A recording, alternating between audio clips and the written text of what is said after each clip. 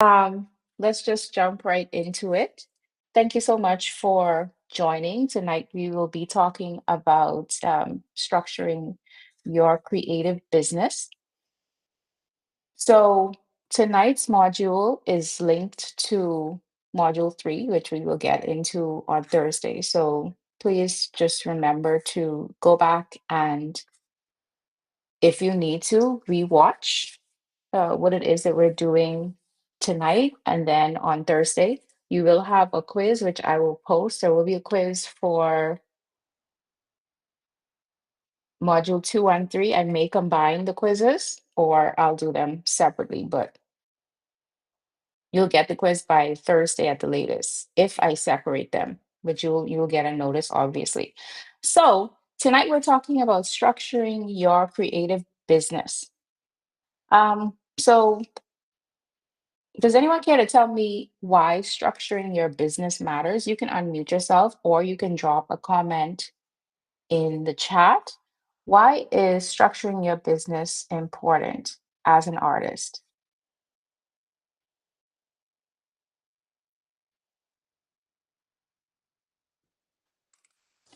Okay. Anyone know? I would call names. Let me see if I could see everyone in one screen. I will certainly call names. I see Javon, Cindy, Roberto. Who else do I see? Elizabeth. I see D. Oliver. Did I say that properly? Patrick.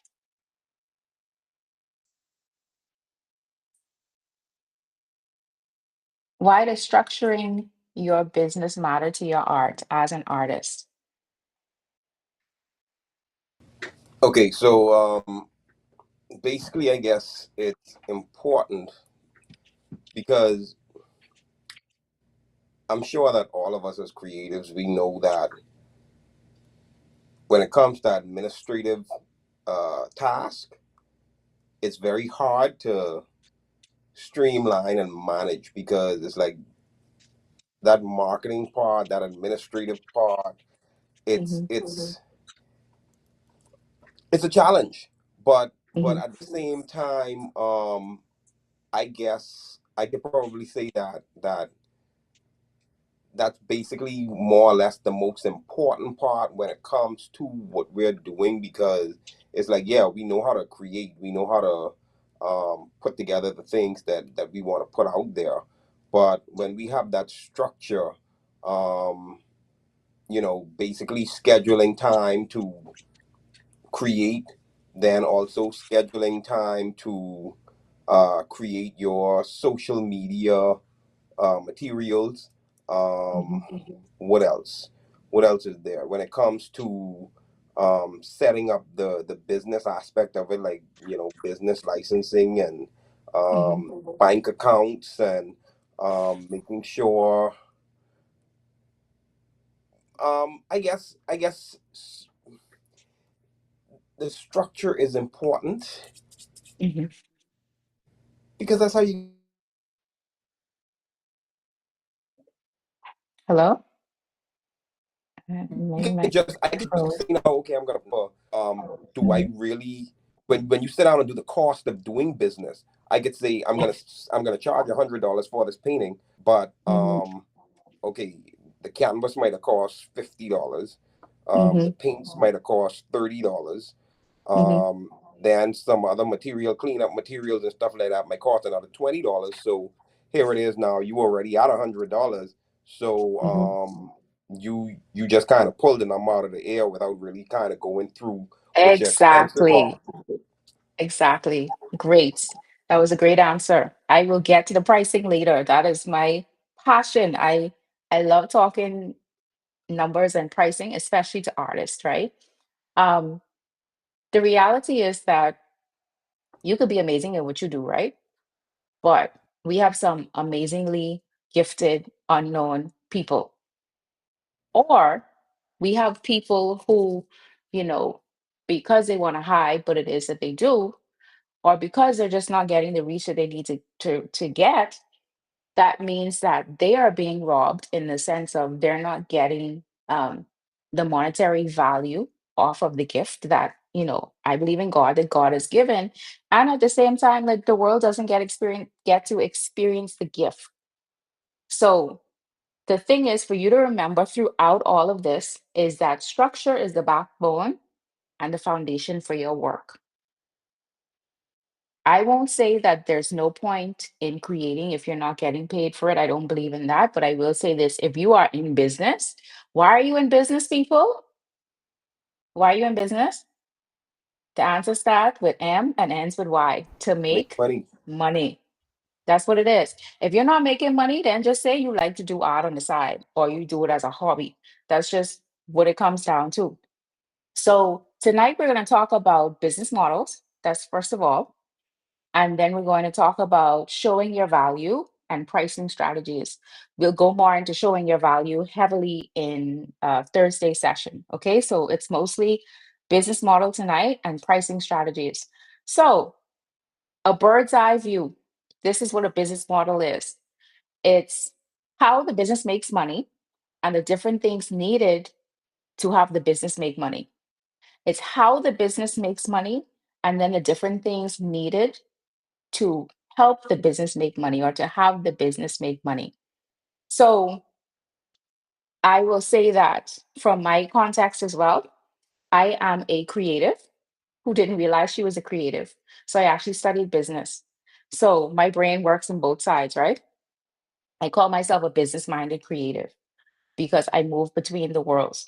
My particular medium is flowers, which is like a whole other beast because my art is very perishable. Okay. And so all these different things have to account for that as well. But here are some questions that you should ask yourself when you're considering, how should I structure my business? What should my business model be? Who is your buyer? We're going to talk about target audiences more on Thursday. But who is your buyer? Is it someone who collects art? Is it someone who loves the idea of being able to brag that they have a one of a kind custom piece? Or is it someone who, like, y'all see my mug right here? This is an art piece. This is from a local ceramicist, Gina Lurie, Cultureware Bahamas. Okay, so this is the islands of the Bahamas mug. Is it more, you create pieces that are usable in everyday life? Okay. And then what are the things associated with that? So who's your buyer? What do you offer to your audience? What is your product? Okay, so there's so many different types of art. I personally have bought digital art that I needed to print out myself. I have bought art that was printed out for me, shipped, and then I was able to frame it myself. There are NFTs. There's art that you get to keep and hang up on your wall. There's art that you get to use every day. There's art that you get to carry around. What is it about your product that has some value to your customer? The next question, when do you do it? How much time do you need for your work? One of the biggest things that I see is that people do not track their time. And we're going to talk about that with pricing. A lot of y'all are undervaluing yourselves because you're not tracking the fact that your art piece costs you 10 hours to make. And your time is valuable. I know my time is valuable. Your time is valuable. The next question, where do you manufacture your product? Do you have a studio? Do you rent a studio? Do you do this out of your home? Do you have to pay someone to use a space? The next question, number 5, why are you doing this business? I think that is an underrated question. You have to know why. Why are you starting a business? Is it mission driven? Is it passion driven? Do you have some greater purpose? Does it make you happy to create art? What is it? Because that thing, you need to have a strong tie to that thing. And then every time that you have a hardship, you need to be able to return to that reason for why you started doing the business, not necessarily why you started creating the art, right? Because the reality is, whether or not you ever sell another piece, whatever type of artist you are, You're always going to be an artist, whether or not you sell. But why did you start the business itself? Okay. And then lastly, the question number six is, how do you produce your product? How, what tools, what software do you need to use? So there are five common business models that artists use, right? So the first one is direct to collector. These tend to be original works, excuse me, and they could be like these pieces that you find in art galleries, for example, where you see them, they're hanging up and they're on display, they're one of a kind, and they're not really going to be recreated. The next business model is commissions. Someone can come to you and say, I love your work. I would like you to create a mural outside of my wall, and this is the size of the area, and you go from there. So,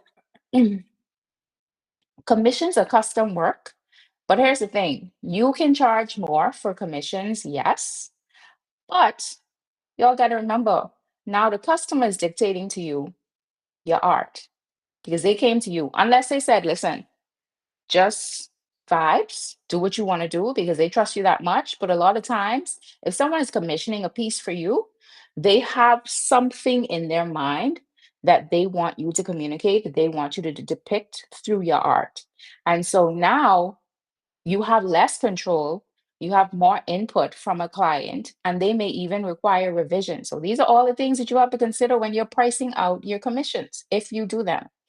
Now, the third business model is gallery sales, which is basically selling on consignment. Now, you put your art piece in a gallery, they're going to take a percentage. Emphasis on a percentage. I was doing my research online and I saw up to 50% percentage. Okay. So just be mindful as well. Yes, you may get more eyeballs on your work, which is fine if that's your strategy. But at the same time, you have to remember the price so that you make a profit and the gallery makes a profit. Also, they do require you to sign a contract most of the time. Some of them require you to sign over exclusivity. So these are also the things that you need to be mindful of. I know you guys are going to talk about law and legal structures and all of that. Please, please, if you have no legal background whatsoever, like you haven't even taken a legal class, a contract class, whatever it is, find a lawyer. I said find a lawyer, not chat GPT. Find a lawyer, particularly if you're talking about Bahamian laws that aren't necessarily easily accessible, right? To be pulled in from these different GPTs. Find a lawyer that operates in a jurisdiction in which you are wanting to sell and have them look over every single contract and agreement before you sign. Because I've heard of too many people who realize after the fact that they retain no rights, who realize after the fact that they have like nothing could be attributed to them. It's a mess. Just get a lawyer. The next business model type is licensing. So, this is when you give another person or another entity the right to use your images. So, they may ask you to do custom work for them, but then they're paying you on a whatever term that you agree on, right? So, maybe it's a 5-year term to use the images that you created. Again, get a lawyer. Don't agree to licensing, and it was a verbal agreement. In business, everything needs to be writing. Otherwise, everything needs to be put in writing. Otherwise, it's a he said, she said. Okay? Get it in writing.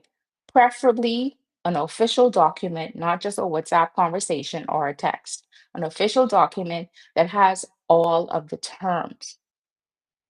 Now, the thing with licensing is um, let's say that you create a print and someone approaches you and says, I want to use this print on my merchandise, and you guys sign a negotiation. Now, here's the thing, they may have, you may have agreed to a 2-year contract and you had no particular stipulations on um, how they could use the print. You just said, sure, just pay me this money. You could use the print however you want. You can't then get salty or get mad if they've printed off 5,000 custom bags, they all sold out, high value, high prices, premium prices that they charge, and then they did 100 t-shirts and 100 this and 100 that. Because now you may be looking at, well, they made so much money off of my design, I should have gotten more for it. These are the things that you have to consider upfront. You cannot go back on a contract and say, well, I think you're making too much money and I didn't charge you enough. That's just not how business works. That's not how the law works. And then the last type of business model that we typically see is prints and reproductions. So if you choose to offer prints and reproductions, you go from offering a custom piece that you can get for more money to offering something maybe that you want to do at different sizes. So why would you do that? If you're someone who wants exposure, for example, you might create a custom piece and then you say, okay, I'll do a 18 by 34, and that's one price point. And then I'll do a, I don't know, canvas sizes. I'll do a 24 by whatever, and that's a higher price. And then I'll do a bigger size and a bigger size. So what this does is if someone is a fan of your work, but they don't have a $4,500 budget, but you have a $900 piece, they still get to have a piece of your work. And then later on, if they want and they have the budget, they can buy a bigger piece from you later on. Okay. So the thing is with prints and reproductions in particular, is that it takes away from that particular piece of art being custom. So you're not likely going to charge as much. So you have to consider, is it about having more eyeballs and more people with your pieces, or is it more about exclusivity? So has anyone ever heard of the business model canvas? You guys should now have access to that, I believe, in your spaces. But has anyone ever heard of the business model canvas?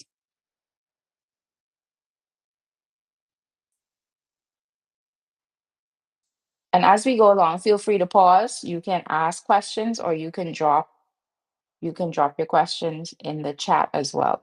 Has anyone heard of the business model canvas before? The business model canvas is a cornerstone for business modeling. Okay, this is about a 20-year-old concept. It was created by, what is his name? Um, Alexander Osterwalder, while he was doing his PhD research. And he had an advisor. And so the advisor helped him, assisted him, and he was supervised by Yves Pignier. I hope that's his name. I pronounced it properly. Okay. So they are both credited for creating the concept of the business model canvas. And that was back in 2005 during the research. Now, 2010 is where the book Business Model Generation was published. And then ever since then, for the last about 15 years, the world has been taken by storm when it comes to this particular business model generation. Okay, so I won't go too heavily into it, but I just want to give you the concepts of these are the things that you need to consider when you are creating your business model. Who are the key partnerships? Who are the key partners that you need for your art? Are they, if you decide to do reproduction and print, for example, you need a printer. If you use something like uh, Etsy or Amazon or whatever it is, can they do print on demand for you? Then they would be considered key partners. What are the key activities that you need to do, right? Do you need to secure a contract? Do you need to secure um, lawyers? These are key partners as well. Do you need to do your research when it comes to canvas sizes, when it comes to printing? If you have to ship, what key activities are involved in shipping? what key resources do you need? If you decide to go to the gallery route, then you need to have um, galleries as partners. You need to have um, if you do canvas work, for example, canvases are part of your resources. What medium do you use? Is it digital or do you do physical art, right? Where you do charcoal or charcoal, watercolor, whatever the different mediums are, paint. What is your value proposition, guys? That's very important. And we're going to talk about that a bit more on Thursday as well. I don't care what business you're in, you have to be able to articulate what value you bring to a customer. What makes you different? That's really what it is. As an artist, what is your perspective? Why does the world care? Why should someone buy your pieces? This is you. I don't care if you don't do anything else. Price yourself properly and know how to articulate the fact that you add value and what it is. Now, how do you nurture the customer relationships? How do you build customer relationships? You know, we have a great, beautiful thing that can also be destructive, which is social media. And so for me, I follow some accounts or I've saved some reels where the artists have a camera or phone set up, and I get to watch them create this beautiful work of art that I feel invested in, that I might say, oh my gosh, that has to take so much skill because I watch them do it and I know I can't do it and I value it. And so that helps to create some type of customer relationship. It shows, for example, and this is something that I started to do for my business when I first started doing it was time lapses because I realized that people think that flowers are just, oh, you play with flowers all day, you don't do anything seriously. And so when I started to show the background of all these different moving parts that we have to deal with, and then I started showing the I called it before the time lapses, yes. And then I started showing the time lapses of how I create. Then that brought more appreciation to for people of, oh, this takes skill, this takes talent, this takes time. And so think about how you can build relationships with customers. Now, I will say with art that I don't necessarily think you should be discounting. I'm not a fan of discounting in the first place unless you are celebrating something, but that's me. That's the pricing person in me because I know that sometimes discounting, depending on what it is, what the item is, what the art is, it can reduce the value in people's minds, right?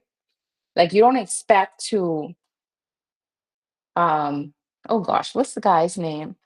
If anyone remembers, you can drop his name in the chat. It's one name, I think. It's on the tip of my tongue. But anyway, he is an artist who is very anti-capitalism. And the way his art is priced, I'm pretty sure he's laughing at the fact that um, people pay so much for his art, and some of it he actually destroys in front of them. Banksy. Like Banksy, thank you. My mind was blown when I watched him erase this art piece. No one knows what he looks like, by the way. He's totally enigmatic. No one knows what he looks like. Someone paid a million plus. It was like a digital art, and he erased it after the person bought it. So it was literally like an automatic eraser thing, however he did it. But the art piece is like the person has a memory of the fact that they bought it or a photo and video, but they don't physically, the art is not there, whatever he created. Okay. Talk about a value proposition. But I say that to say, like, how do your customers relate to you? People love him because of the ridiculous, because of the fact that if you own a piece, you are in very select company. So, what are the channels that are needed to um, as part of your business? So, if you are printing, shipping, how are they going to get to people? Are you shipping worldwide? Are people coming to pick up from you? What are they doing? How are they getting your pieces? If even if you're doing NFTs, right? Where are these NFTs living so that they can come and shop and see your NFTs? What websites, what software are you using? Your customer segments are extremely important because if you don't know who your customer is, how are you supposed to market? If you don't have any particular person that you are talking to or persons, it is the equivalent of standing on the street corner and you shouting through a megaphone and everybody driving past you. That's the equivalent of marketing if you don't know who you're selling to. And then what is the cost structure of your business? What does it cost for you to create? If you make physical art, and again, let me go back to this mug, this is ceramics. So this is clay. This is molds. There's paint. There's having to fire. There's having to bring in paint, having to bring in clay, having to bring in special tools, having to get custom molds made. There's so much things that go into what people would see as, oh, it's a pretty mug, but there's so much that goes on behind it. And so you have to track your expenses. I don't care if you just tracking it on a piece of paper. I hope not, because it's 2025. But if you for now are just putting it on one comprehensive piece of paper, how much it costs you, then you need to be doing that. And then what are your revenue streams? What are your streams of income for the business? Are you going to combine commissions with direct to consumer sales? Are you going to host experiences? Are you going, and that's another business model. I would say that's more something that you add into another business model, experiences. Because of the nature, it's basically like having events all the time, and that can be expensive. But what are the ways that you are making money in your business? So, this is a template for you to complete, okay? And then you can give uh, you don't have to turn in the business model canvas, but I want you to complete it so that you actually see your business written out on paper and it makes you think comprehensively about what it is that you need. So this is just to show you.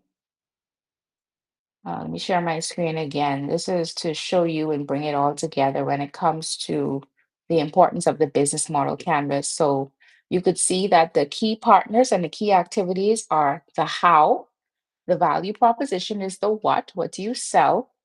The customer relationship, the channels, and the customer segments are who you sell to. And the cost structure is about money, it's about making money. Make sense to everyone so far? Yep. Okay, perfect. All righty. Now, there's another word that a lot of people don't like. I find a lot of creators hate the words business plans. A lot of y'all hate the words business plan. A business plan is necessary. You can do a one-page business plan. I'm a fan of doing a one-page business plan, especially if you've never done a business plan before. Trying to find one to show you.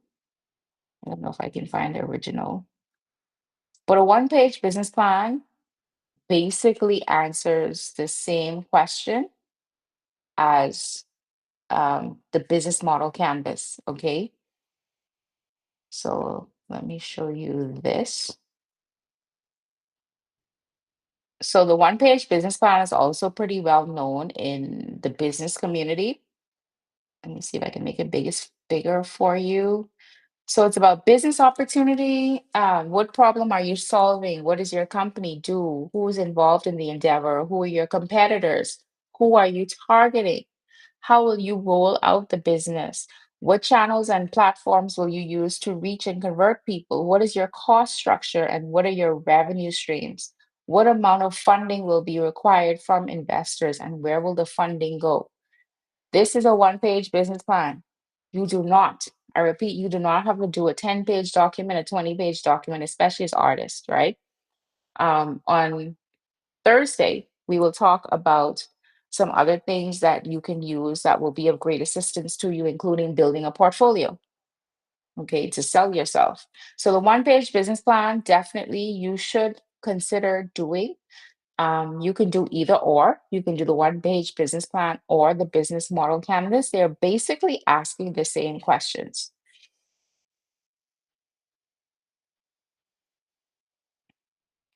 Anyone ever heard of the 6 Ps, formerly the 4 Ps? The marketing mix. Has anyone ever heard of them? No, but please do tell. Okay. I think it was So, product mhm, placement, promotion, or yes, something like that. yes. Product, price, place, promotion. Those were the original 4 Ps. Now they've added 2 more, which are people and process. So the marketing mix is basically you're answering these same questions from the business model canvas or from the business plan, right? The one-page business plan. Your product, what are you going to sell? Price, what is your product's average cost? People, who are your clients? Promotion, what are the main ways to show and promote your product? Place, how are you going to distribute your product? Process, what skills and experience for your business do you need? If you're not a business person, which most artists are not, you need to be taking classes. You need to be doing things like this. You need to be reading. Okay. Um, I had a conversation years ago um, with a very well known artist, Bahamian artist, and blew me away because he's a business person. And for him, in his mind, he's more of a business person than an artist. The world knows him as an artist. But his thing is, no, I do business. My business just happens to be that I create art. Okay. And so I would say if you can try to move towards that. I don't want you to dim down your creative side at all, but I want you when you are doing things, sometimes you have to take off the lens of the artist and take on the lens of I am the CEO of my business. I'm the founder of my business. I'm the admin for my business. I'm the marketer for my business. Alrighty. So before we go into pricing, let's wrap this up really quickly. So you can choose to either write out the one-page business plan or the business model canvas. And then, in your mind, you can build a business that you want. And then in your um, from that, you can go back and look at which business model fits the type of business you want to build. I always tell people, do not create a business that you hate. Do not do it. I can tell you from experience. It is not a good thing when you create something that you do not enjoy. And here's the kicker, right? When you have a job, it's the job description and all other, what is this? What is the disclaimer? And all other duties as assigned. You don't always have much choice in what it is that you do. But when you're building your business, why are you building something that basically feels almost like the same thing? Like you have no choices. But these are your choices. You building his business. So don't build something that you hate and also be willing to pivot. I know we hear that word a lot, but you have to create a plan, monitor what is working, monitor what isn't working, and then how you are feeling about your business. How are you feeling about running it? How are you feeling about creating for the business? Yes, in the beginning, you may have to sell some pieces that you don't necessarily think are your best, or sell things that, not necessarily representative of the type of work that you want to do or who you're evolving to as an artist. But at the same time, you need to create momentum. You need to gain momentum. You can course correct if you realize that you started doing something or you build something that you really don't like anymore. It's okay. It really is okay. Just make the adjustments.